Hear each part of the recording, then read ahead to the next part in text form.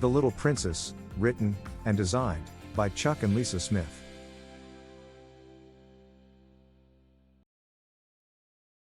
This is the story of a beautiful princess named Rylee. She was the loveliest princess in all the land. She lived in a huge castle in the town of Little where the sun shined all year round. She was supposed to marry the Prince of Doomtown in just 4 days. The only thing was, she didn't love him.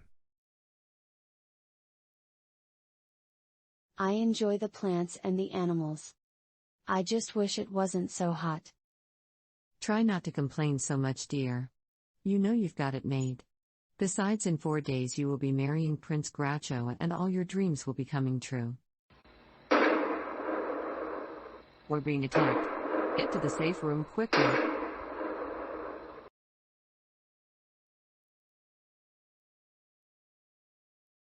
The castle was under attack for several days. But before anyone realized what was going on, the princess was gone. The king urgently told all his men to put out the fires and mount their horses. He said to go search for his daughter, Princess Rylee. The king told his men to search every house, every barn, every inch of this land. He instructed them to search underwater if need be, but to please find his daughter. The king then promised the men that whomever brought his little princess home safely would have a pile of gold, like no man had ever seen. The king's men quickly saddled and mounted their horses, and rode off in every direction. They searched as far as the treacherous mountains to the north. They sailed the salty blue seas to the south. They forged through the haunted forest to the east. Lastly, they scoured the scorching deserts to the west. But no man brought back the beautiful princess to claim his prize of eternal wealth.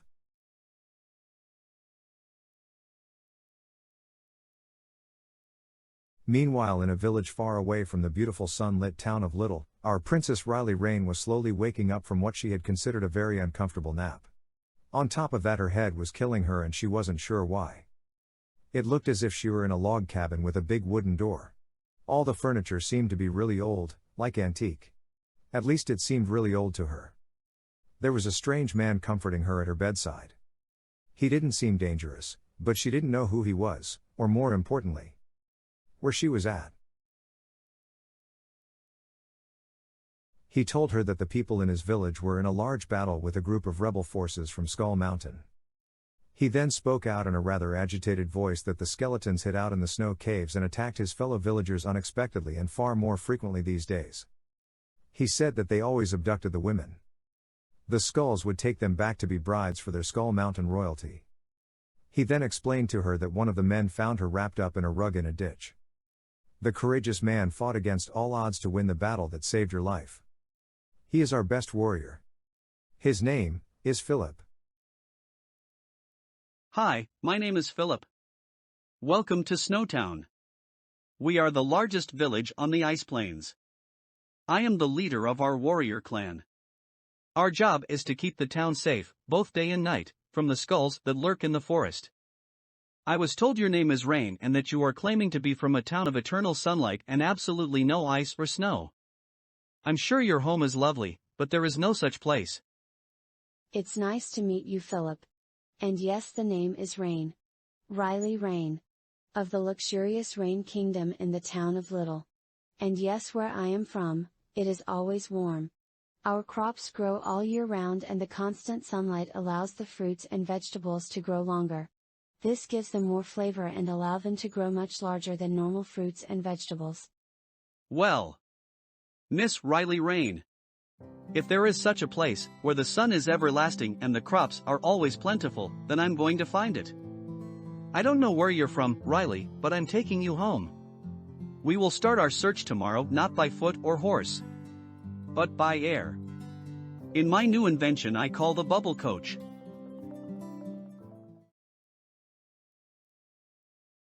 The people of the village were not as happy with their two guests.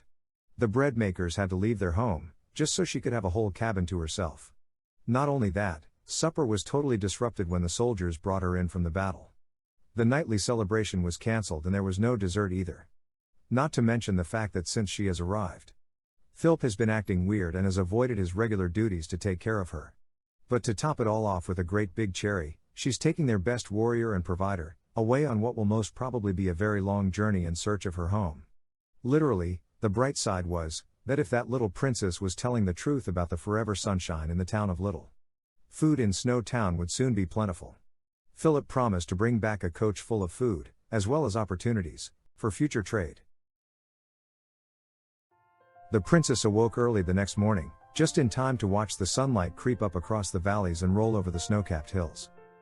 It had turned her whole world into a winter wonderland. Until now, the princess had never seen snow, and she was not sure when she had ever seen such a beautiful sight. After Philip and the princess had enjoyed watching the morning unmask the night, they casually but excitedly headed over to the bubble coach. It was quite an amazing invention, and she felt sure it would eventually take her home.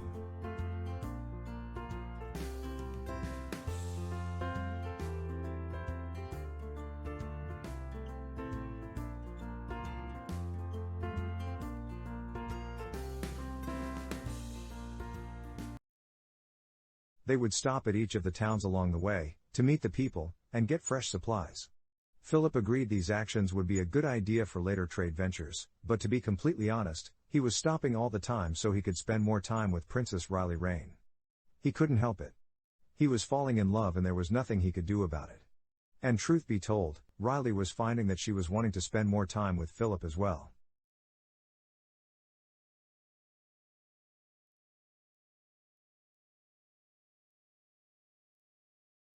They traveled day and night, stopping only for picnics, and to get closer looks at nature, and the animals that survive it. I don't see how we are able to fly at night. I understand flying higher to avoid the trees, but how do you know which way we are going? Okay. Bubble Coach 101. We can see the treetops with our lanterns.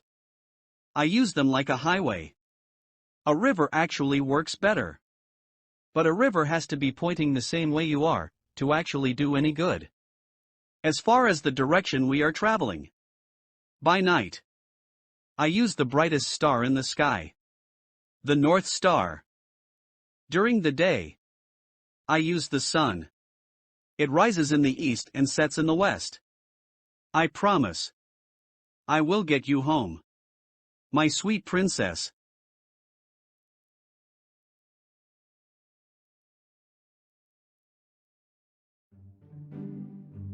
Sometimes, when they had the right forest coverage, they would spend the night camping next to the bubble coach.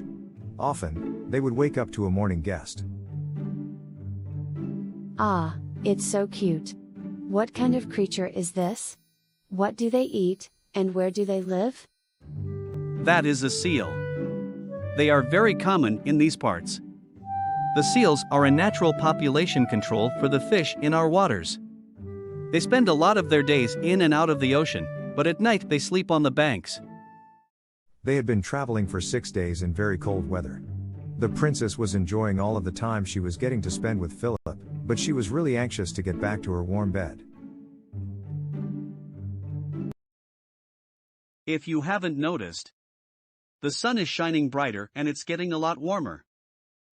It is still cold enough to build a snowman. But I think we're getting closer. My home is near, I can feel it.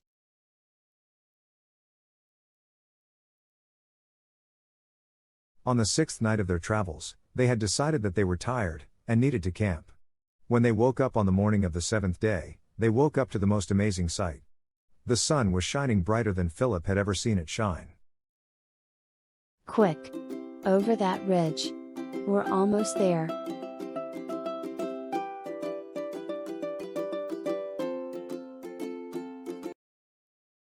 Finally, through all the bright sunshine, they came upon the castle. We're here. We're finally here. Home sweet home. My beautiful daughter. You've come back to me. Who is the man responsible for bringing my daughter home safely to me? I am Prince Philip of the Wayward Kingdom. Our castle was destroyed when I was a babe. Both my parents met their demise in the battle. I was sent to live with our housekeepers in Snow Town. I am here not only to claim your cash prize but to ask for your daughter's hand in marriage. I will use my reward to build her an amazing castle. I do love her, sir. Daddy, I love him too.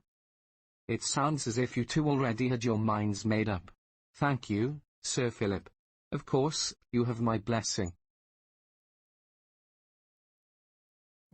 So, after a beautiful wedding, the likes that no man had ever seen, King Philip hired 1,000 men to build a castle worthy of holding his lovely Princess Rylee reign. It took 3 years to construct the mighty fortress. But when it was completed, it was truly a sight to be seen. Most importantly, during those 3 years of building, Queen Rylee reign had 3 beautiful babies. She had 2 beautiful girls, and 1 bouncing baby boy. And from now, till the end of time, they all lived, happily ever after.